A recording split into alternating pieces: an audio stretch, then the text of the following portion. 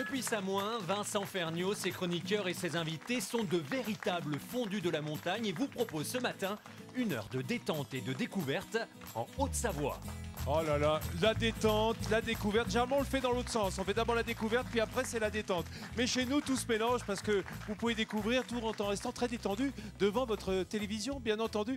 Et ce matin, un soleil qui n'a pas bougé depuis... Non mais c'est dingue, hein. La neige Nathalie va finir par fondre. Et tu sais à qui on le doit, ça? Bah, Laurent Monsieur Guillaume, Météo. le camarade de France 3. Voilà. Monsieur Météo. Météo. Il fait beau cette semaine, mais il n'y a qu'ici, hein, que sur le plateau qui fait beau. Il y a un Et il fait microclim. 20 degrés. Climat, bah tiens, ça va intéresser notre invité du jour, Yves Pacalet, que l'on connaît bien, qui est un ami de l'émission, qui a été membre de l'équipe Cousteau pendant des années et qui est à la fois un philosophe, mais quelqu'un très proche, j'ai dire presque un climatologue aussi amateur. En revanche, un vrai écologiste, quelqu'un qui s'intéresse un écologiste, un naturaliste. Moi, j'ai fait partie de la marine savoyarde avec Cousteau pendant 18 ans. Ça m'a passionné évidemment de rencontrer les baleines, les dauphins, les requins, toutes ces magnificences des récifs coralliens, le grand nord dans l'Arctique, le grand sud en Antarctique. C'est des moments merveilleux. Mais je suis né à la montagne, en Savoie. Je suis né à 1300 mètres d'altitude dans un hameau où je vis toujours et où je continue à faire les mêmes balades que je faisais gamin. Il y a des petits coins à champignons, etc. Ça c'est un peu, ça reste secret, mais ça me fait plaisir d'avoir un pied dans la mer, un pied dans la montagne, un pied dans la littérature, un pied dans la science. C'est extraordinaire parce que tu es venu nous présenter évidemment ton livre Capitaine de la Calypso que tu as écrit avec Hubert Falco. On expliquera peut-être cette fascination des gens de la montagne pour la mer. Et l'inverse, c'est vrai, ici, beaucoup de Bretons sont venus du Finistère et s'installent en montagne.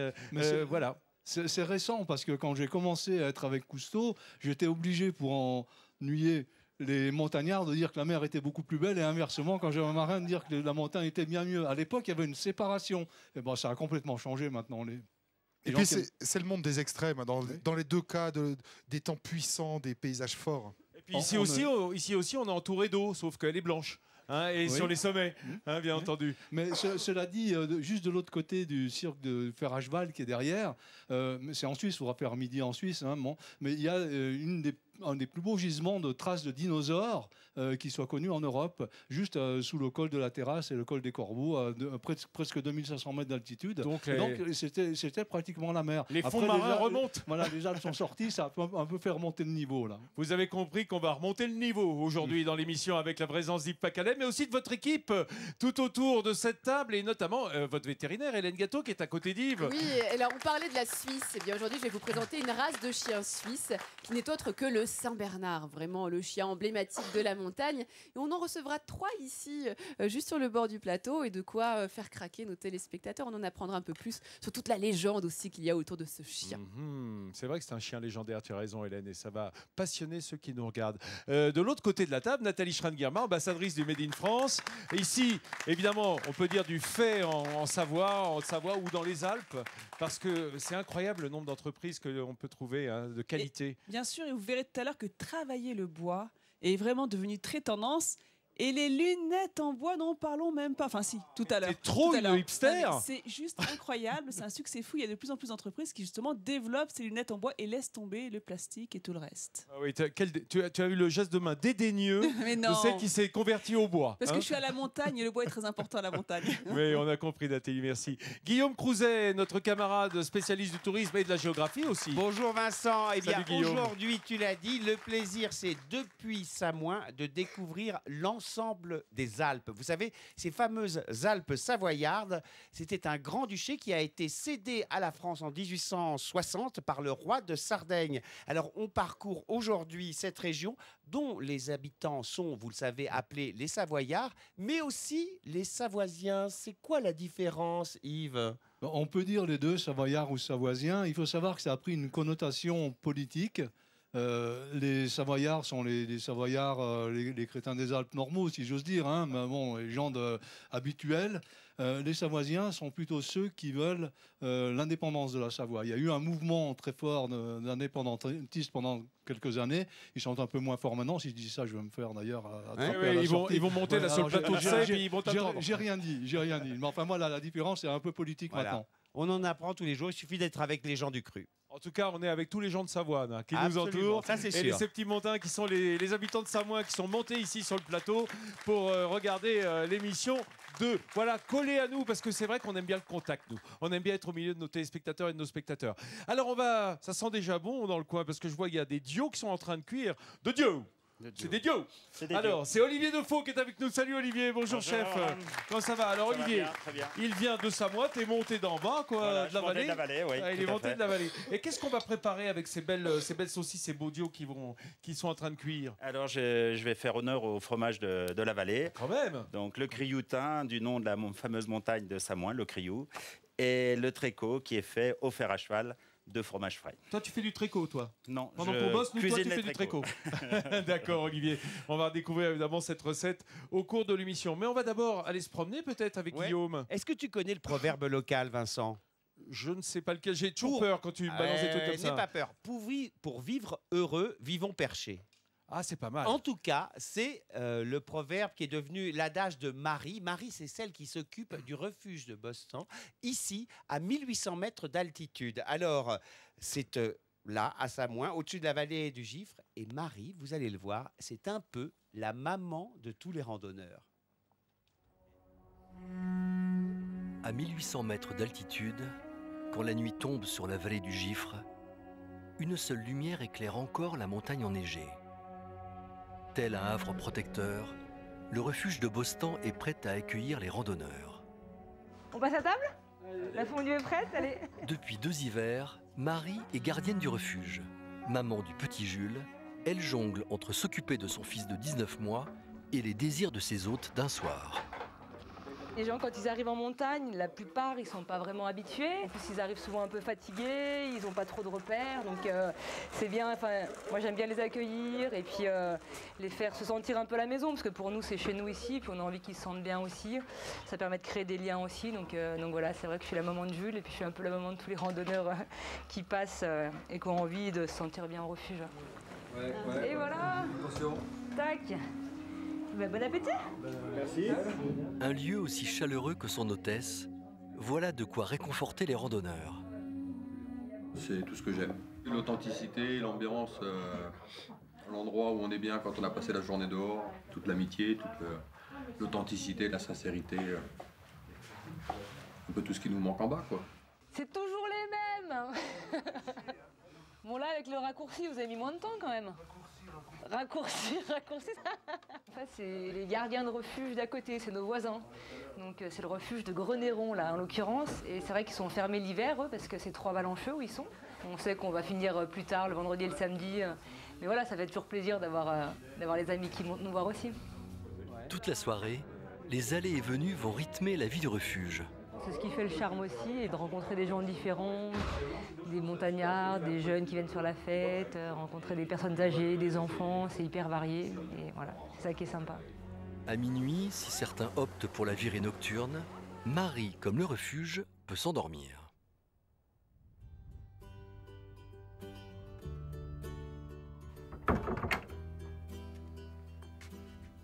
Tout le monde est encore couché, on est tranquille. Et on peut profiter du silence de la montagne. On se lève un peu plus tôt que les autres, mais du coup, face à ça, c'est juste génial. On se dit, il y a 2 mondes. Il y a le monde d'en bas et puis le monde d'en haut, et on est content d'être dans le monde d'en haut. Alors que les randonneurs se lèvent à peine dans le refuge, le vrombissement d'une motoneige vient rompre le silence de la montagne. C'est Sébastien, le compagnon de Marie, qui apporte le ravitaillement. Ça y est? Ravitaillement? Ça va? Ouais. Bien monté? Ouais, ça va. Bon, bah nickel. De l'eau, des myrtilles et du pain. Bah, super. L'été, c'est un chemin 4x4, donc on monte avec la voiture et on charge la voiture.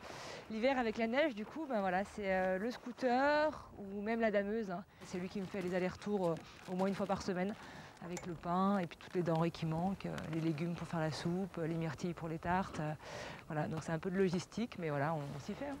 Sapeur-pompier, Sébastien est souvent obligé de dormir loin des siens, en bas dans la vallée.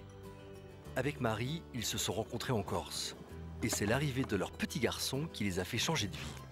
J'ai été 6 ans en Corse quand même, sur un refuge. Hein. Je ne débarque pas de nulle part. Au début, je voulais repartir un peu dans un vrai métier comme j'étais avant, on va dire. en tant que commerciale. Et puis finalement, l'appel de la montagne a été plus fort. Quand j'étais à la maternité, j'allais accoucher le lendemain. L'appel d'offres est tombé pour le refuge de Bostan. Et je me suis dit, bah, allez, il faut se lancer. On savait que c'était quelque chose de gros, mais des fois on se dit c'est vraiment gros quoi. Mais après, ben, quand les mauvais moments ils sont passés, ben, les bons moments ils prennent le dessus et c'est agréable. Et puis de pouvoir en profiter avec Jules ici, c'est génial quoi. C'est une belle école de la vie. Vivre au rythme de la nature, tel est le véritable enjeu d'une vie en altitude.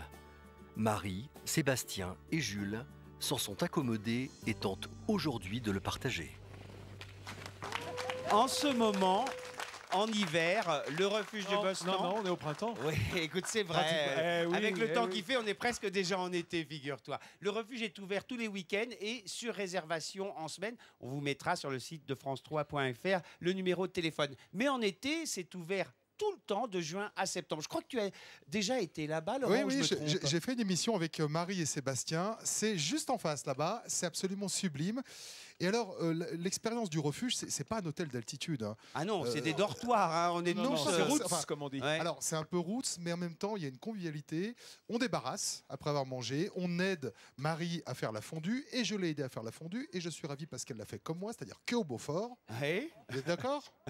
Ils sont d'accord, c'est normal. Et ils mettent un peu d'abondance parce que ça aide à fondre. Mais elle l'a fait comme moi, que au Beaufort. Voilà. Yves Pacalet, c'est un peu l'ambiance de la Calypso, hein, les refuges, hein, ce côté dortoir où on dort tous ensemble dans un petit espace. On essaye quand même de changer un peu ça parce qu'il faut amener du monde à la montagne aussi en été, de plus en plus en été. On en parlera peut-être parce que la saison d'hiver est en train de rétrécir et devient rikiki. S'amenuiser, réchauffement climatique. Il faut quand même donner un peu de confort. Moi, j'ai connu effectivement les refuges avec forte odeur de chaussettes, très très puissantes. Quel est votre refuge préféré, vous qui en avez fréquenté beaucoup, Yves? C'est le premier que j'ai vu, c'est celui du Mont Jovet, juste au sommet du sentier qui monte à la crête, qui domine mon hameau. Mon père m'y a emmené, j'avais 6 ans. C'est une grande balade de 10 heures dans la journée. Oui, c'est juste au-dessus de Beauzelle et de la Plagne. C'est sur la crête ou presque. Et ce refuge a pratiquement pas changé. On l'a rénové récemment. Quand j'étais conseiller régional, j'ai contribué un petit peu à pousser que la rénovation se fasse plus vite. Donc c'est fait, c'est magnifique. Et ces refuges nouveaux offrent à la fois la beauté sauvage de la montagne, mais maintenant quand même un peu plus de confort. Il y a des douches, etc. Bon, voilà, on est bien dans les refuges. Mais il y en a plein à rénover. Il faut alerter tous les. C'est vraiment en train de changer, effectivement. Oui. Maintenant, il y a une politique même dans certaines vallées où on fait quasiment, alors pas des hôtels d'altitude parce que déontologiquement c'est pas tout à fait la même chose, mais on peut même avoir une chambre pour une famille.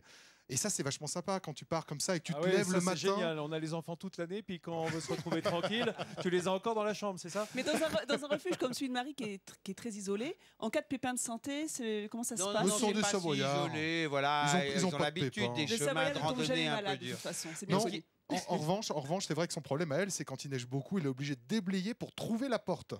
Parfois, c'est dur de sortir le matin. Ici, ça tombe sérieusement. Alors, ce qu'il y a de bien avec Yves, c'est qu'on lui parle de n'importe quoi dans les Alpes savoyardes. Il connaît, il a des choses à raconter. Chambéry, par exemple, évidemment, dont je crois on va voir quelques images. La capitale de la Savoie. Hein. Là aussi, il y a un peu controverse parce que le jour où on fera l'unification des 2 départements, il va y avoir une petite bisbille entre Chambéry et Annecy. On ne peut pas penser que ça n'arrivera pas, ça. Et là, ce sont des images de la ville que tu connais bien, Yves, hein, bien entendu. Oui. C'est ta grande ville à toi, quoi. Oui, c'est la ville des 400 culs, c'est-à-dire on les verra peut-être, là, je ne sais pas, des éléphants sculptés dont il manque le derrière. Et c'est quand même la capitale historique de la Savoie. Qui est en plein développement démographique, comme Annecy d'ailleurs. Alors Yves, vous avez parlé des 400 culs, mais les gens ne savent pas pourquoi. En fait, c'est une fontaine avec 4 éléphants dont on ne voit que la tête, et les culs, on ne les voit pas parce qu'ils ne sont pas à l'intérieur. Donc c'est les 4 sans cul. Ah, pardon, 400.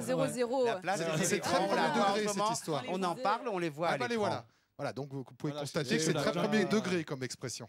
Voilà, mais c'est très savoyard, les 400 culs, tout le monde connaît. Quand on sort de la Savoie, on ne connaît plus. Mais ils ont été rénovés très récemment. Maintenant, ils sont impeccables, tout beau, tout brillant, tout on préfère savoir à quoi ça fait référence. Hein. Pas penser que c'est un palmarès, quoi, par exemple.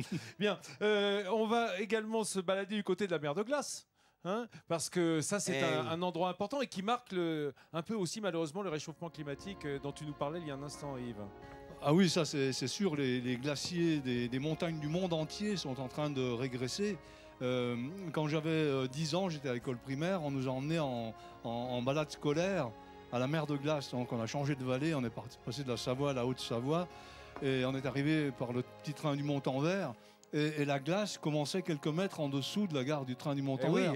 Maintenant, quand on arrive à la mer de Glace, il faut d'abord faire une grande descente de plusieurs centaines de mètres de dénivellation pour trouver cette glace-là. Donc la mer de Glace est en train de disparaître, comme tous les glaciers de la montagne. Ça, c'est le réchauffement climatique qui nous éclate à la figure. On le voit maintenant.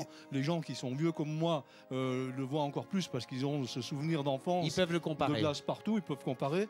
Mais ce qu'il y a de bien, justement, c'est qu'ils en ont fait un site pédagogique. C'est-à-dire que quand on arrive au train du Montanvert, face à la mer de Glace, là où vous expliquez qu'il y avait la glace qui affleurait il n'y a pas si longtemps, maintenant on voit plus que des pierres. Le glacier il est dessous.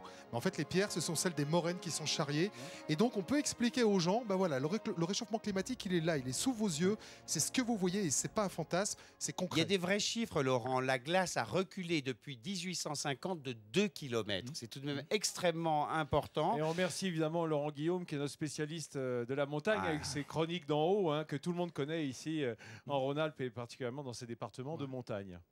Merci à toi. Bah non, je t'en prie. Tu sais que j'aime bien non, venir. tout seigneur, tout honneur. Hein, on a un spécialiste de la mer et du climat et on a quand même un spécialiste de la montagne. Bon, il faut tout de même aller le visiter, hein, ce glacier qui est le plus grand glacier du Mont Blanc. Je crois qu'il fait 32 km². Ça vaut tout de même le coup. Il y a d'ailleurs 300 000 visiteurs à peu près chaque année. Il faut aller voir justement le réchauffement climatique. Il faut en prendre conscience, n'est-ce pas, Yves ? Une des attractions, c'est évidemment la grotte de glace dans la mer de Glace, que chaque année les spécialistes allaient rénover. Il y a de plus en plus de difficultés à la maintenir parce que justement la glace est plus assez épaisse et puis un peu trop instable aussi parce qu'attendez qu'elle recule la mer de Glace, les glaciers, ça veut dire qu'en volume les glaciers perdent énormément et ça il y a un projet de musée climatique en haut en 2018-2019, c'est ça ? Voilà, il faut tout de même que ces questions, les jeunes générations en prennent conscience, donc c'est important qu'il y ait un endroit où on parle de ça. Mesdames et messieurs, vous qui regardez ces images qui nous enchantent carrément, dites-vous que c'est pour vous, mais on en prend un peu pour nous aussi. Ici, sur ce site absolument superbe. Vous l'avez compris, c'est une émission de spécialistes aujourd'hui, spécialistes de la mer, spécialistes de la montagne, du climat, et nous avons un spécialiste de la saucisse. C'est Olivier. Ah ben oui, bah si, chacun sa spécialité. Alors, ces petits idiots, dans quoi cuisent-ils ? Ils cuisent simplement dans de l'eau chaude. Voilà, c'est poché. Hein, c'est poché à l'eau, voilà. Voilà. Et ça, on va les manger chaudes ou froides ? On va les manger chaudes. D'accord, génial. Comment est-ce qu'on sait quand c'est cuit Il faut compter une vingtaine de minutes. Vingtaine de minutes ? Oui, parce que tu as vu, c'est une petite saucisse. Hein, Et on ne les a pas versés. Non, non, je ne perce pas. Jamais, tu sais, c'est comme la morteau. Le gras part dans la casserole, vaut mieux garder et que ça reste bien moelleux. Et ça charge de flotte en plus. Voilà, et après il y a plein d'eau dans la saucisse. Donc c'est pas la peine. J'ai vu que tu as fait chauffer de l'huile. Ça va être pour les chromeski, pour pouvoir les... Alors le chromeski, c'est une croquette en quelque sorte. C'est une croquette, voilà. Mais là, ça va être une croquette de fromage. On va chapelure les fromages. Et là, qu'est-ce que c'est ça ? Et là, c'est pour préparer la sauce pour les dios, la sauce graines de moutarde, vin blanc, échalote. Bon, alors qu'est-ce qu'on fait maintenant ? Montre-moi. Par exemple, les chromeski... Ah bah voilà. On va chaplurer alors. En premier, on fait des petites boules. On a mélangé ça avec. C'est un fromage de vache ou de chèvre ça ? C'est de vache. De vache. Et l'autre, c'est brebis. Alors, vache, tu y mets le quoi ? J'y mets un petit peu d'échalote, un petit peu de ciboulette, sel, poivre et de l'ail. Un peu comme une cervelle de cadu lyonnaise. Voilà. C'est-à-dire, voilà. Pour relever un peu tout ça, comme c'est un fromage frais. Donc, il a besoin d'être un peu... Quel autre fromage de vache ? Parce que je ne connaissais pas ce fromage. Un fromage frais. Un fromage frais, quelconque. Ou même un petit fromage de chèvre, si vous voulez. Oui, tu peux même le faire avec... ou un petit Saint-Marcelin frais, par exemple, si tu trouves ça, tu vois. Pas quand il est crémeux. Ça, c'est quoi ? C'est du blanc d'œuf ? C'est du blanc d'œuf. Je prends que le blanc d'œuf pour faire le chromeski, pour faire la chapelure, car ça colle mieux que le jaune, ça délie un peu. Voilà. T'as entendu ? Ça délie un petit peu, jaune, voilà. C'est gras. C'est gras. Là, c'est que gélatineux. C'est que gélatineux et on le fait 2 fois. Là. Ah, c'est important, quand on chapelure, on repasse dedans. On repasse dedans, on le fait 2 fois pour que ça reste bien. C'est une chapelure blanche, enfin blonde. De pain, voilà. Si vous avez du pain sec, vous le gardez, vous le passez au moulinet. Chez nous, pas de pain sec, on mange tout. Vous mangez tout. Mais bon, c'est pas grave, on achètera de la chapelure. Une petite boulette alors, une fois qu'on a la boulette, c'est fait. C'est bon. Voilà, c'est fait. Après, on les plongera, juste avant d'envoyer, on les plongera dans l'huile chaude. D'accord, génial. Je te laisse faire, Olivier. Pas de problème. On revient dans quelques secondes quand on aura plusieurs boulettes. Tout à fait. Chacun la sienne, bien entendu. Mon Laurent, dis-moi, que de belles initiatives autour de la montagne et tu t'en fais toujours l'écho, toi ? Bah oui, parce qu'en plus, j'ai fait du ski ce jour-là. Donc, quand on peut allier l'utile à l'agréable, c'est bien. Alors, vous savez que Samoin est relié au Grand Massif, qui est l'un des plus beaux, des plus grands domaines skiables de Haute-Savoie. Donc, Sixte, Samoin, Morillon, Les Carreaux et Flaine. Et c'est une des stations, un des domaines les mieux équipés pour l'accueil des personnes handicapées. Alors, il y a un an, j'ai rencontré Emeric, il habite ici, dans cette vallée.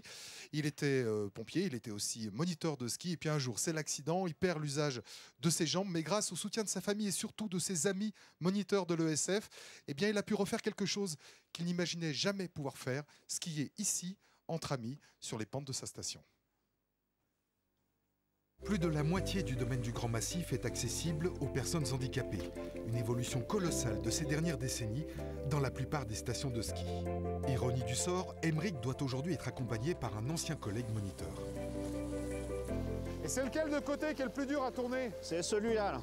Ah, celui-là. Mais si Emeric a pu remonter la pente, c'est en grande partie grâce à sa famille, à sa femme Karen et à ses enfants. Et dans la maison, tout a dû être adapté pour espérer reprendre une vie normale. Il se pose un peu des questions, pourquoi papa il a les jambes qui ne marchent pas. Alors je lui ai montré l'opération, la cicatrice dans le dos.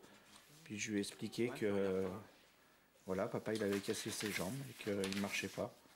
On dit toujours les enfants vous tirent vers le haut, donc voilà, donc moi ça a permis de me tirer vers le haut. Et de vouloir justement y arriver pour pouvoir accompagner mes enfants sur le merveilleux domaine skiable qu'on a dans la vallée du Gifre.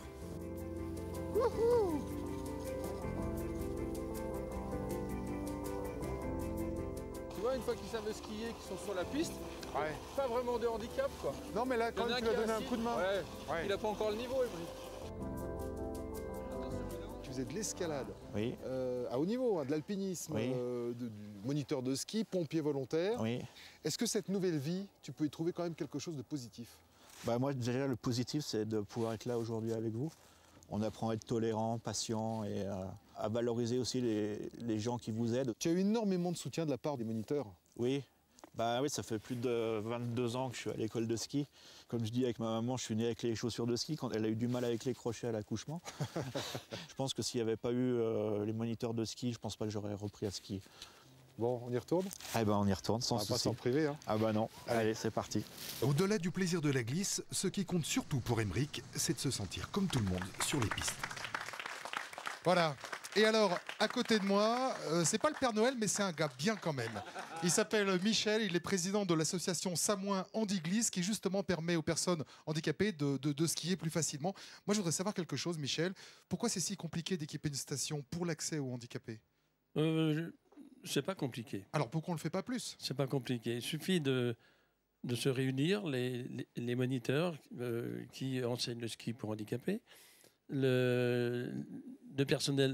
certains personnels des remontées mécaniques, les dirigeants. Donc des réunions, mais surtout il faut des aménagements particuliers. Voilà, alors justement, c'est qu'on va en arriver là, c'est qu'il faut se rendre sur le terrain et puis dire, voilà, ce n'est pas beaucoup de choses pour équiper ces stations.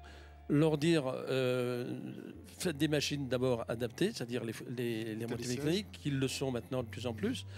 Pour nous, pour faciliter les choses, pour nous, c'est de faire des entrées au télésiège face au siège, voilà, bien adapté, tout à fait. Les accès aux bornes électroniques, eh bien, on les écarte un tout petit peu, face au siège toujours. Et puis à partir de là, à partir de là, c'est que du bonheur. C'est que du bonheur. Alors dis donc, t'es quand même venu à ski déjà, ça c'est bien, hein, parce qu'il est en train de bosser, là, ses chaussures de ski, là, avec Hugues. Hugues, je sais pas si j'arriverai moi à le suivre au ski quand tu fais du ski assis. Mais en fait, ce qui est le plus compliqué, c'est pas tellement d'apprendre ça, c'est quoi? C'est d'avoir envie de recommencer, d'y retourner? Alors effectivement, c'est pas le plus compliqué parce que quand on en fait depuis plusieurs saisons, on arrive à avoir une certaine technique. Après, le plus compliqué, ce qui reste, ça va être le début des remontées mécaniques, les télésièges. Oui, c'est le passage au télésiège. Voilà, tout à fait. Et là, il faut être accompagné. Et là, il faut être accompagné, tout à fait. Il faut être attentif pour justement l'entrée au télésiège et la sortie au télésiège. Et il faut être accompagné aussi parce que on ne sait jamais, même si on skie sur piste, s'il y a une piste plus difficile et que l'on tombe même hors d'une piste, eh bien là, ça peut être difficile de après se rattraper tout seul, se remettre sur son ski. Donc c'est ça en fait, tu es obligé de skier avec un ami. Voilà, c'est pas mal. tout à fait, des amis, de la famille. Michel le fait très bien d'ailleurs. Tout à fait, il le fait très bien. Alors vous faites du ski, mais pas que. Hein. Tu les as emmenés au Népal, je crois. Voilà, tout à fait. Je suis allé une trentaine d'années au Népal avec des valides et je me suis dit, mais pourquoi les handicapés ont le droit aussi bien que les valides? Alors en 2013, j'ai dit, allez, on y va. J'ai rassemblé 4 personnes, 5 personnes handicapées. Nous avons fait le tour des Annapurna avec un passage à 5400 mètres d'altitude. Et les personnes étaient donc avec des FTT, des fauteuils tout-terrain. On avait des porteurs, aussi 7 porteurs par fauteuil. On les a hissés là-haut et ils étaient complètement autonomes à la descente. Alors c'était grandiose parce que ce qu'on appelle la semi-autonomie, on les tire à la montée et ils attendent la descente pour se régaler parce que vraiment le camp de base des Annapurna, eh bien, c'est 2000 mètres de descente. Je peux vous dire qu'ils se sont régalés. Laurent, tu as raison, tu as le Père Noël à côté de toi. Hein, tu as vu? Voilà, c'est quelqu'un de très bien. Il nous rend heureux. Et c'est pour cette raison qu'au nom de toute l'équipe de Midi en France, eh bien, je te remets à toi, à l'association, ce sourire de France pour tout ce que tu fais. Et c'est l'occasion peut-être de passer un appel. Est-ce que vous avez besoin de dons, de bénévoles, de matériel? Ah oui, tout à fait. Là, on a toujours un manque de dons, puisque, évidemment, depuis 10 ans que l'association est créée, on prend de l'ampleur. Et de plus en plus, les gens de bouche à oreille ont dit, venez à Samoin, le domaine skiable est très bien adapté. Vous avez des employés remontées mécaniques superbes, très sympas, ce qui est très important d'ailleurs. Ils sont toujours à notre aide. Et là, il nous faut évidemment de l'argent pour acheter de nouvelles machines qui sont très coûteuses. Oui, c'est très cher. Je suis sûr que ceux qui nous regardent vont mettre la main à la poche là, pour d'aussi belles initiatives. Bravo. Bravo pour tout ce que vous faites. Et tu vas retourner skier là. Et moi, on va y aller avec c'est quoi? Merci. Ça me fait penser à un milieu que je connais bien, la restauration et les métiers du service, où j'entends souvent les gens râler à cause des travaux qu'ils sont obligés de faire pour des aménagements pour les personnes à mobilité réduite. Mais regardez le bonheur que ça procure. Voilà, ça doit simplement vous ouvrir le cœur à ce genre de pratique. Et cette semaine, lundi, on avait Antoine Deneria, qui est le parrain de votre association. Je crois qu'il vous a laissé un petit message. Bonjour et coucou Michel, je suis très heureux d'être le parrain de Samoin d'Iglis. Je souhaite une longue vie à l'association et puis bravo pour tout ce que vous faites. J'espère que vous aurez encore plein de bon matériel pour faire skier les handicapés et sur Samoin, sur l'ensemble du Grand Massif. Et puis à bientôt pour partager quelques journées de ski encore. Pour ceux qui ne le connaissent pas, je rappelle qu'Antoine Deneria est détenteur d'une médaille d'or aux Jeux Olympiques de Turin à Sestrières en descente. Voilà, c'est un de nos grands skieurs évidemment de l'équipe de France et parrain de l'association. On va tout de suite passer en cuisine parce qu'il commence à se faire faim. Hein, on cause et puis on goûte à rien. Voilà. Alors, chef. Donc maintenant, je vais préparer la tartelette de Tréco. Explique-moi ce qu'il y a dessus. Alors, donc, on a un petit disque de pâte feuilletée, à peu près 10 cm. D'accord. On va mettre quelques dés de pommes. Tu mets la pomme crue? Je la mets la pomme crue, oui, parce qu'on va le passer au four, donc ça va la cuire un peu, mais ça laissera un peu croustillant. D'accord. Tu fais des petits dés, donc une brunoise de pommes. Tout à fait. Tout simplement. Voilà. Et ça, tu le mets sur ta pâte feuilletée. Sur la pâte feuilletée. Comme ça. Voilà. Tu n'as pas besoin de la cuire à blanc, elle est crue. Elle est crue. Est-ce qu'on peut faire des petites variantes? Pardon, j'entends une question de quelqu'un dans le public? Est-ce qu'on peut faire des petites variantes et remplacer les pommes par des pois? Est-ce que ça gâche la recette ou pas du tout? Non, on peut faire avec des poires, c'est très bon les poires. Est-ce qu'on peut y mettre du castor ou du ragondin? C'est ça faisait longtemps. Effectivement, mais bon, la recette se fait avec des pommes. Tu peux pas dire que tu trouves pas de pommes. J'aime bien avoir une recette de base et pouvoir justement la varier de temps en temps et épater mes convives. Bien sûr, c'est un peu Nathalie Grancel, on l'appelle comme ça en cuisine. Après, on peut la faire exotique avec des bananes alors. Dessus, tu as mis un coup de poivre. J'ai mis un coup de poivre, un peu de sel, un peu d'herbes de Provence aussi. Eh ben voilà. On peut pas mettre des herbes de Savoie plutôt? Si, mais en ce moment, il y a la neige. Eh ouais, c'est ça, il faudrait la chercher dessous avec un pic à glace. Mais la prochaine fois, on mettra du génépi, la petite fleur de génépi. Génial. Et ce petit fromage de vache? Alors non, là, on est en fromage... Ah, ça a été en brebis, là? De brebis. Ah, génial. Voilà, le Tréco qui est fait au fer à cheval. Oh là là là là. Et alors pourquoi vous changez de fromage, là? Parce que pour donner pas la même recette. Pour donner deux goûts différents. Pour avoir un duo de fromage. Un duo de fromage. Et puis c'est pour mettre en valeur tous les beaux produits de la région. Il n'y a pas que du fromage de vache. Ici, on fait de la brebis aussi. Et de la chèvre d'ailleurs. Qu'est-ce que tu mets dessus? J'y mets un petit peu de crème. Ah, des fois que ça manquerait? Non. C'est juste pour que ça me colle les herbes. Mais est-il malin? Petite ce chef, astuce, quand même, c'est hein? ça, ouais. Est-ce qu'il est malin? On te laisse terminer parce que je veux dire un truc, on a un peu faim. D'accord, ça Hein, va pas être prêt. vous Je vais enfourner. Tu n'as pas faim, toi? Surtout pour des duos qui sont le repas de mon enfance. J'ai mangé ça quand j'étais gamin. On n'en mangeait pas souvent dans la semaine, mais quand on en mangeait, on les appréciait. Faut dire que le cochon, on sait bien le préparer ici, hein, dans les Savoies, le caillon, comme on dit. Le caillon, oui, parfaitement, c'est le mot patois pour le cochon. Ah bah voilà. Alors, maintenant qu'on a pratiquement le menu de fait, les amis, il est, pour ainsi dire, 11h30 dans cette émission, hein, même peut-être un peu dépassé. Ouais, enfin bon. Nous allons parler de choses qui vont vous intéresser. Restez avec nous pour la deuxième partie. On a parlé de la matière première la plus utilisée, la plus emblématique de cette région de montagne, le bois. C'est Nathalie Schrangama qui dira tout ce qu'on en fait ici, et pas seulement des meubles. Et ensuite, Hélène Gâteau rentrera au monastère, ou plutôt au chenil, où elle suivra la règle de Saint-Bernard. Hein, une règle édictée par le grand saint. Bien entendu, la règle de Saint-Bernard, vous doutez bien que c'est le tonnelet autour du cou, plutôt dans la région. Et on est avec Yves Pacalet, notre philosophe, naturaliste, écologiste et montagnard. Et marin. Ouais, un marin de la montagne. Un marin de la montagne, c'est ça, la marine savoyarde, c'est un peu moi. Il va falloir la renouveler un petit peu maintenant. Hein. Alors on va quand même dire, pour ceux qui nous regardent, qui ne te connaîtraient pas, que tu as été dans l'équipe Cousteau. Vous voulez savoir qui est Yves Pacalet ? Voilà, je vous le dis, c'est un philosophe, un écrivain. Yves Pacalet a travaillé pendant 20 ans avec le commandant Cousteau. Il a navigué avec lui et il a aidé à rédiger les 20 tomes de ses mémoires. Quelle mémoire ! Son livre, co-signé avec Albert Falco, capitaine de la Calypso, a servi de base au film L'Odyssée, sorti l'année dernière avec Lambert Wilson dans le rôle du commandant Cousteau, Audrey Tautou, Pierre Ninet. Un biopic qui a fait de nombreuses entrées, qui a, pour les générations, les jeunes générations, rappelé qui était le commandant Cousteau. Oui, c'est une aventure extraordinaire qu'il a vécue, à laquelle j'ai participé pendant un certain nombre d'années. Il a commencé quand j'étais à peine né, et même un petit peu avant. Et puis, on a quand même réussi à tourner autour du monde, à voir les plus beaux lieux de la mer, les plus beaux milieux de la mer, les plus belles créatures de la mer. Et puis en même temps, ça a été très très vite aussi les plus beaux sujets d'inquiétude, parce que la mer, comme la montagne, ces milieux magnifiques, ces milieux d'extrême où on se sent à la fois en danger et dans l'émerveillement, sont les milieux qui sont probablement les plus menacés maintenant par nos activités les plus diverses. Et donc on a commencé à être écolo de plus en plus. Au début, on montrait les requins, les baleines, etc. On n'a pas arrêté de montrer ces beaux animaux, mais on est devenu de plus en plus écolo en disant attention, c'est bien beau de les montrer, mais c'est peut-être les derniers. Alors, on espère.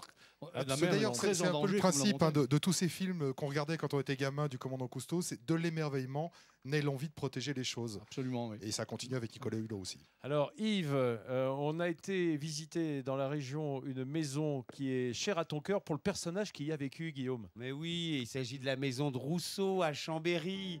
Une maison magnifique. On ne peut pas aller en pays de Savoie sans faire une halte à Chambéry sur les traces de Jean-Jacques Rousseau. Il y a vécu à Chambéry entre 1731 et 1741 et le plus joli témoignage de son passage, c'est cette maison sur les hauteurs de Chambéry, la maison des Charmettes, où il a vécu avec Madame de Varins, sa protectrice, sa muse, son initiatrice. Alors c'est une petite maison sans prétention, avec son jardin en terrasse, avec son vallon sauvage à côté. Et ici, Rousseau, entre la lecture, la musique, la nature, Rousseau a dit qu'il s'était forgé son magasin d'idées. Yves, c'est un endroit qui vous parle aussi parce que Rousseau, c'était un naturaliste, un amoureux de la nature comme vous? Il était à la fois écrivain, ce que j'essaye d'être. J'essaye modestement d'entrer dans la famille. Tu y réussis pas mal. Il était philosophe, j'essaye aussi un petit peu. Il était naturaliste, il herborisait notamment autour de la maison des Charmettes, à côté de Chambéry. Alors il vivait avec Madame de Varins, qu'il appelait sa maman. Il y a un peu une ambiguïté sur les relations qu'ils entretenaient. C'était un peu une cougar, Madame de Varins, on peut le dire, de l'époque. C'était, en tout cas a-t-il dit, dans ses confessions, la plus belle période de sa vie. Et quand je vais dans cette maison, évidemment, je me sens inspiré. Je ne sais pas trop ce que ça veut dire au fond, mais je sens qu'il y a quelque chose qui passe entre le Rousseau qui herborisait tout autour. Madame de Varins, je ne la connaîtrai jamais. Mais ce qui est incroyable, Yves, c'est de se dire que tant Voltaire que Rousseau ont été influencés quand même par cette partie de la France, au bord du Léman, on va dire plus largement. Alors Rousseau comme Yves, naturaliste, et je sais que Yves connaît ce jardin alpin qu'il y a ici à Samoin, jardin alpin botanique. Regardez derrière ces grilles, une petite merveille. soleil, en plein cœur de village à Samoin. On est allé filmer l'été, ce parc de plus de 3 hectares qui a été offert il y a 100 ans, en 1906, par Marie-Louise Cognac-G, la fondatrice de la Samaritaine, à son village natal, Samoin. Et on y trouve un ruisseau de montagne qui descend dans ce jardin escapé qui compte 4500 variétés de plantes différentes. C'est important de connaître le nom des plantes, Yves? Oui, je crois qu'on gagne à connaître le nom des plantes. Alors, quand on passe sur un sentier de montagne, ou de plaine d'ailleurs, ou de forêt, ou au bord de la mer, on a un spectacle, la variation à peu près infinie des tailles, des couleurs, des corolles, de leurs parfums. Mais si on connaît leur nom, à ce moment-là, on entre dans l'univers de la botanique. Alors, j'ai dit tout à l'heure que j'ai beaucoup pratiqué les grands animaux marins et les tout petits aussi, mais mon péché mignon, comme celui de Rousseau, ça a toujours été la botanique. Et quand on connaît les plantes, immédiatement on sait à quoi elles ont servi, comment les ancêtres, pas si ancêtres d'ailleurs, les utilisaient pour faire des remèdes ou pour les manger, ou simplement parce qu'elles sentaient bon et qu'ils les trouvaient belles. Alors moi, il y a une variété dont je connais le nom à Samoin, et tout le monde la connaît d'ailleurs, c'est le tilleul. Le gros tilleul de Samoin, je crois qu'on en a quelques images. C'est un arbre remarquable, il a 579 ans. Il a été planté en 1438 sous Charles VII, nous n'étions pas nés. Et regardez, c'est un colosse, 9 mètres de circonférence, 20 mètres de haut. Et la place où il est planté porte son nom. Et évidemment, il a été distingué par cette association des arbres remarquables dont vous faites partie, dont fait partie aussi Alain Baraton qui était avec nous à Fontainebleau, le jardinier en chef du parc de Versailles, oui Vincent. Et c'est extraordinaire d'avoir ce témoignage qui remonte d'aussi longtemps, non? Oui, ça nous redonne un petit coup de leçon écologique quand on voit les arbres qui sont coupés à la tronçonneuse en 10 minutes dans la forêt vierge d'Amazonie ou d'Afrique. On s'entend souvent poser la question, combien de temps faudra-t-il pour refaire cette forêt? Eh bien, la réponse est très simple. Ce sont des arbres qui ont 500 ans, comme celui-là.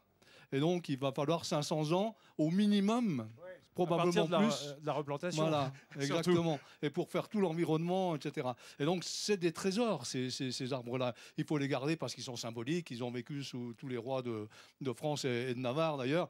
En revanche, on a le droit de cueillir les inflorescences du gros tilleul pour se faire des tisanes quand même. Écoute, ça pourrait être comme dans les baronnies où il y a ces magnifiques tilleuls. Je ne sais pas si celui de Samoin le fait, mais c'est vraiment une chose magnifique. Si on vient ici, en plein cœur du village, à côté de la halle, il faut venir se reposer quelques instants au pied de ce tilleul. Alors Yves Pacallet, naturaliste, je l'ai dit. Tu m'en voudras pas, je vais faire un petit raccourci. On est d'accord, dans la nuit des temps, les grands mammifères marins sur les fonds marins, les Alpes se soulèvent, ça se transforme en Saint-Bernard, en altitude. Ces grands cétacés, Voilà, globalement, je fais un raccourci quand même. C'est la théorie de l'évolution, un petit peu raccourci, mais on est obligé d'aller vite. Hélène, tu m'en veux pas d'avoir non, schématisé. Écoute, on va prendre ça comme ça, on va dire que c'est extrêmement scientifique, et surtout, ça me permet de vous présenter aujourd'hui mes camarades du jour. Alors, j'ai François, David et Rachel qui sont accompagnés respectivement de Hermès, Bricotine et Galoubet, qui sont des chiens Saint-Bernard. Ces chiens qui ont gagné leur notoriété au col du Grand Saint-Bernard, à la frontière des Alpes suisses et italiennes.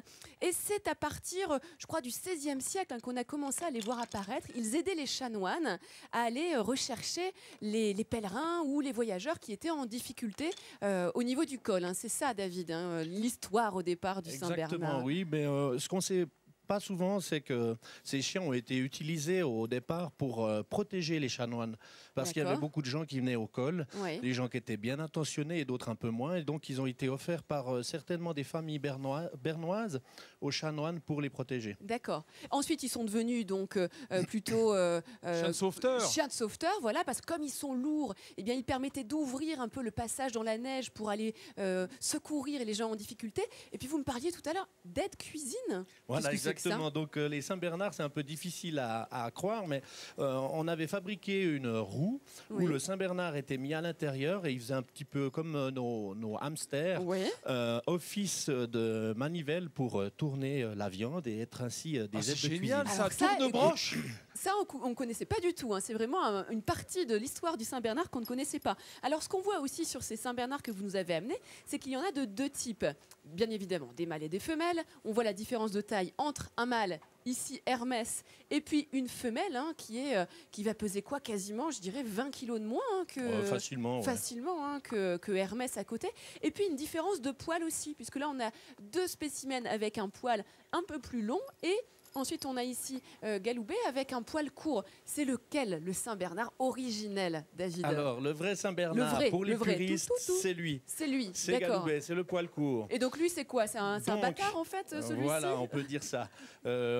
Monsieur Tessier, ancien président du club français, serait très content d'entendre ça. Donc, le poil long est un bâtard.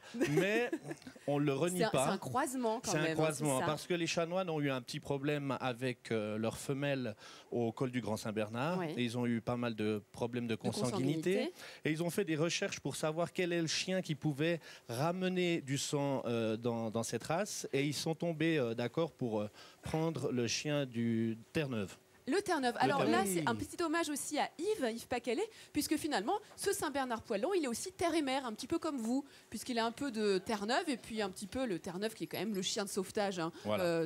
Un chien aquatique, on va dire, et puis un chien des montagnes, ça va être un petit peu ça. C'est un peu la particularité donc, des deux chiens, Saint-Bernard et Terre-Neuve, c'est des chiens de sauvetage. Oui. Et puis, donc, quand ils ont croisé les Terre-Neuve avec les Saint-Bernard, les poils longs sont venus dans le cheptel. Oui. Et puis ensuite, la plupart du temps, les chanoines au col du Grand Saint-Bernard ont gardé des poils courts parce que les poils longs ils sont affectueux là, beaucoup plus de neige dans les poils. Oui, c'est ça. Et comme vous disiez poil long, avant, ça va capter la neige en fait, et ça va alourdir encore plus le chien et le rendre moins agile finalement sur la neige pour remplir son rôle de sauveteur. Exactement. Et le premier rôle en fait de ces chiens, c'était pas au départ non plus d'aller chercher des gens dans la neige, mais c'était de faire le pion.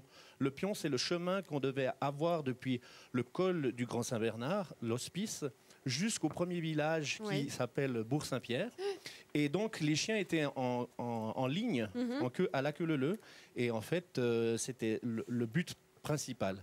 Et alors, dis donc, Hélène, c'est pas un peu des bisounours avec qui on a croisé ces chiens ça pourrait être effectivement comme des bisounours, des grosses peluches. En tout cas, ça c'est sûr. Regarde, ils sont extrêmement affectueux, ces chiens. C'est devenu des chiens de compagnie, parce qu'on parle de leur rôle de sauveteur, mais c'est devenu des chiens de compagnie extraordinaires qui adorent la présence des enfants.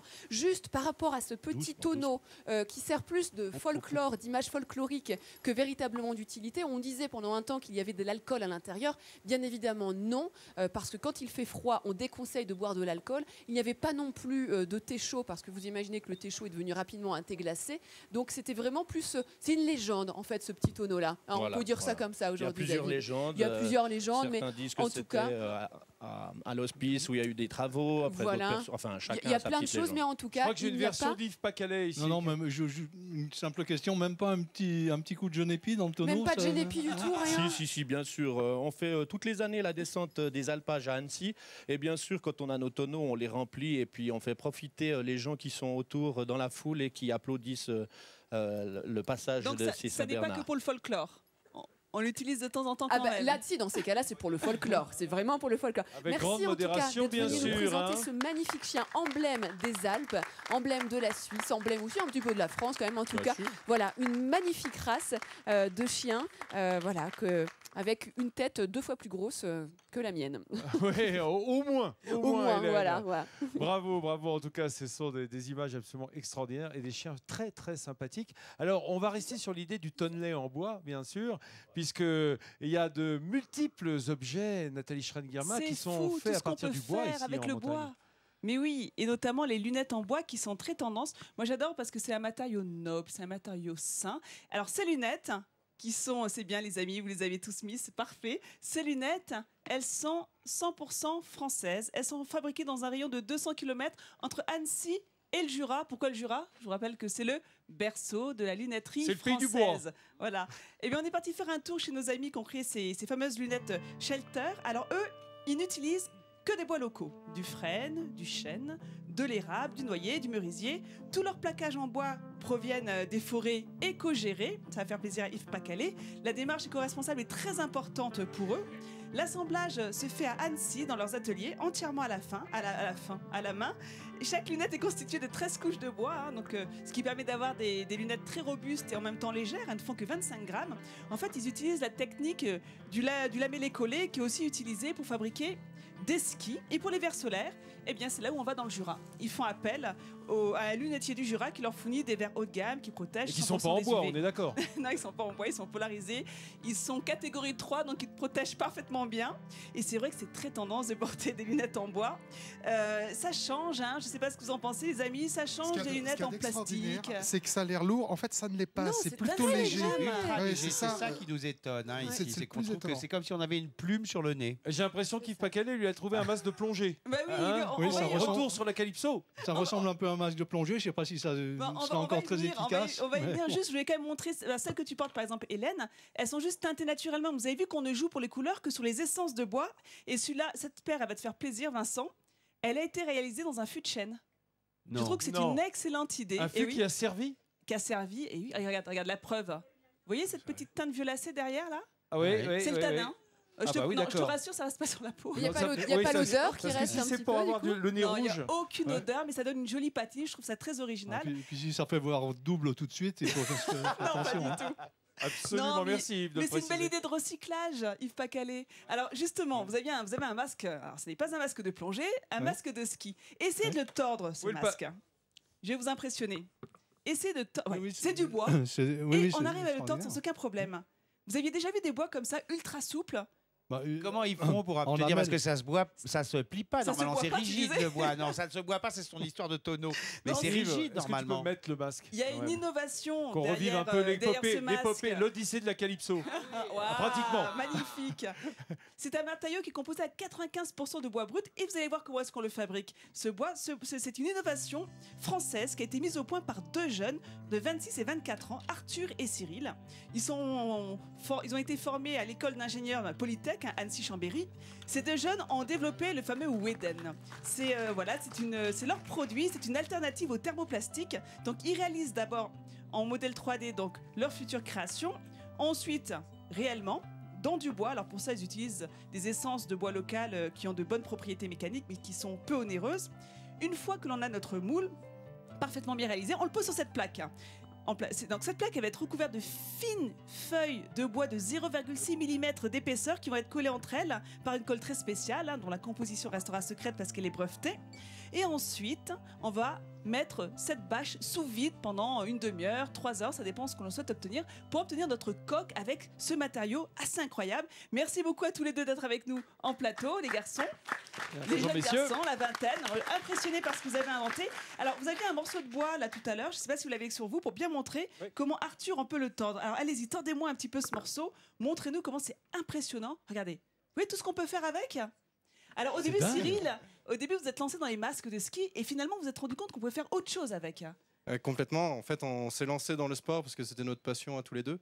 Et finalement, on s'est rendu compte que un matériau souple composé complètement à base de bois, on était capable de faire des choses complètement folles, que ce soit dans le mobilier, que ce soit dans l'architecture, dans le design, dans des produits sportifs comme les masques de ski par exemple. Et alors ils sont très bien ces masques de ski pour le cadre là, mais je vois pas grand chose à l'intérieur. Vous avez économisé sur les verres ou bien? C'est le temps savoyard, il y a du brouillard comme on peut voir. Non, il y a juste des protections sur les écrans. Ah, d'accord, Et dernier coup, Arthur, ça vous passionne le bois, c'est un matériau que vous aimez particulièrement? Complètement, c'est un matériau qui est déjà formidable, c'est un matériau éco-responsable qui permet une économie circulaire et puis c'est un matériau où on peut venir changer les aspects. C'est un matériau du coup qui peut être en production européenne ou française. Et ça, c'est un matériau qu'on a développé du coup en parallèle avec nos études. Eh bien moi, je vous souhaite une longue vie à ce matériau et à vous d'avoir le plus de clients possible. Et je le dis souvent dans cette émission, la France ne manque pas de talent. Nathalie, tu aurais peut-être pu préciser que c'était une commande pour des pygmées là, devant cette chaise. Ce sont des maquettes pour l'instant qui leur permettent justement d'aller démarcher les plus grandes entreprises françaises. On puisse pas, que ce soit uniquement du sur-mesure. Vincent, tu sais qu'on parle beaucoup en ce moment des rythmes scolaires. C'est un sujet qui est abordé par tous les candidats à la présidentielle. Eh bien, ici, en Pays de Savoie, quand on parle de rythme scolaire, c'est la météo qui décide de tout. Vous allez vous en rendre compte. Oh là là là là là là, la météo qui décide de tout. Absolument. Oui. Eh bien, je sais pas. Je ne sais même pas de quoi tu parles parce que je te signale qu'ici, il ne fait que beau. Et il fait très beau. Ça et fait alors, une semaine qu'on est ici, on n'a eu que du soleil. Tu veux avoir des images lumineuses? Eh ben, je te propose d'aller juste à côté, à la cascade de Sixte Fer à cheval. Ah bah j'adore. En Haute-Savoie. Regarde ces images. Plus beau site du coin. Alors. La commune compte de nombreuses chutes d'eau. Mais celle-ci est surnommée la Reine des Alpes. Alors pourquoi ce surnom? Eh bien tout simplement parce que elle possède 2 ressauts sur 90 mètres de hauteur. Alors on sait qu'il y a beaucoup d'eau ici qui sourd des torrents. En hiver, cette cascade est parfois gelée. Et qu'est-ce qu'on peut faire? Eh bien, on peut faire de l'escalade ici avec un guide, de l'escalade de glace. C'est-à-dire qu'on court dans le lit de la cascade, qu'on grimpe au fur et à mesure. Yves, je sais que vous ne faites plus de ski, mais vous faites encore beaucoup de balades en raquettes, c'est ça? Oh, je fais des balades en raquettes ou en chaussures de montagne. J'essaye de garder, j'essaye de garder mon activité physique et de faire des balades de plusieurs centaines de mètres de dénivelé. C'est bon pour la forme, c'est bon pour le moral et c'est bon aussi pour écrire. Après, on est un peu plus inspiré. Et une cascade comme la cascade du Rouget, c'est un but de promenade formidable, non? C'est un but de promenade formidable, surtout si on en profite ensuite pour prendre le sentier qui mène aux traces de dinosaures en Suisse. Ça fait une journée extraordinaire dans le coin, près de Samoin, dans le cirque du fer à cheval. Voilà, formidable. Un site absolument extraordinaire qui nous a tenu compagnie pendant tout ce temps que l'on est ici. Avec quand même quelque chose de génial. Tu peux skier comme là, avec des sensations un peu hivernales. Et quand tu rentres dans le village qui est à 600 mètres seulement, tu es en plein printemps, en t-shirt, il fait une chaleur vraiment marquée. Bah oui, il n'y a même pas besoin de descendre en bas pour être en pleine chaleur. C'est l'intérêt des stations basses aussi. Merci, merci Laurent. Mes amis, nous sommes à la table de Midi en France, ce beau buffet avec Olivier, le chef, qui a terminé. On rappelle ce qu'il y a sur l'assiette là en ardoise. Alors, on a la tartelette de tréco aux pommes, une petite salade de mesclin, le chromeski de Crioutin et les dio. Ça te fait plaisir, Yves? Pas mal comme déjeuner, ça. Oui, alors quand j'étais enfant, on ne les présentait pas tout à fait comme ça. Il y a eu quelques perfectionnements dans la cuisine. Heureusement. Je pense que le goût, ça sera pour moi une petite madeleine. Le duo est ma petite madeleine, si on peut dire. Goûte, s'il te plaît, Yves, pour nous donner ton avis. Pendant ce temps-là, je vais accueillir Alexandre Brasier qui est avec nous. Bonjour Alexandre. Bonjour. Je vous serre la main par-dessus Yves. Je ne sais pas si ça se fait, mais bon, un peu obligé. On est un petit peu serré, c'est normal avec tous les beaux produits que vous nous avez apportés. Vous êtes le roi du sourcing des beaux produits fermiers, des beaux produits artisanaux de Savoie. C'est ce qu'on dit. Ouais. Voilà. Alors ça veut dire que vous préparez, et c'est ce qu'on a devant vous, un peu le kit du gastronome de passage, du touriste gastronome. Exactement, on peut parler comme le panier du skieur qui souhaite ramener des bons produits locaux savoyards chez lui. On peut dire ce qu'il y a dedans dans ce panier-là, par exemple. On a une tome. Alors exactement, on a pris une tome fermière, un bon reblochon qui sont les incontournables en fromage. Du miel de montagne. Exactement, un miel fabriqué non loin de Samoin. Une noix de jambon. Une bonne noix de jambon fumée à la sciure de sapin. Une véritable confiture de myrtille cuite au chaudron avec 55% de fruits. Ça rigole pas. Très important. Des croquants de Samoin également, fabriqués juste à côté à Samoin. Un excellent saucisson que je vous invite à découvrir avec un petit effilé de chanterelle, quelques chanterelles à l'intérieur qui est exceptionnel Alexandre, en termes de saveur. je suis désolé, mais Hélène n'en rate pas une miette. D'ailleurs, elle a commencé à déjeuner tranquillement. J'ai goûté le fromage, formidable. D'en déguster, je vous ai préparé un petit génial, il y a des plateau charcuteries là. de Ça va partir dans le public, bien entendu. On va faire déguster aux gens qui nous entourent, mes amis. Alors, comment c'est Yves? Yves, c'était bon? Oui, alors c'est absolument formidable, tous les goûts des fromages du duo qui a l'air simple comme ça, qui pour moi a toujours été le plat le plus simple. On le mangeait avec de la polenta, on le mangeait. Il peut être fumé ou pas, voilà, nature. Et puis quand on met des herbes et du foie, on appelle ça le pormonnier. Je sais pas. Du poumon, du poumon. Voilà. Des côtes de bœuf. Oui, exactement. Oh les amis, j'entends la musique de la fin de l'émission. Yves Pacalé, comme le temps a passé vite. Le temps a passé vite, mais de belle façon, avec un ensemble d'amis de la montagne. Et ça fait vraiment plaisir. Quand on est à la montagne avec des amis de la montagne, qu'est-ce qu'on peut demander de plus? Partir à la mer, évidemment, avec des amis de la mer. Que tu es le bienvenu, comme Olivier, le chef. Vous revenez quand vous voulez, chef.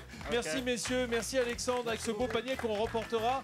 Et on se retrouve demain ici même. Allez, les enfants, je vous embrasse et bonne journée.